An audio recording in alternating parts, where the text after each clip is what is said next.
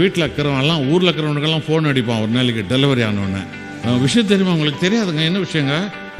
இந்தியாவை மாறிடுச்சாங்க. அது இல்லைங்க, எங்களுக்கு பையன் பிறந்திருக்கிறான். ஓ இதுதானே? இது ஊரில் இருக்கிறவனுக்கெல்லாம் ஃபோன் அடிச்சு சொல்லின்னு இருப்போம். ஏன் பையனா? பையன் பரவாயில்ல. பையனா உனக்கு என்னங்க கவலை? நாளைக்கு பையன் உன்னை உட்கார வச்சு சோறு போட போறாயா?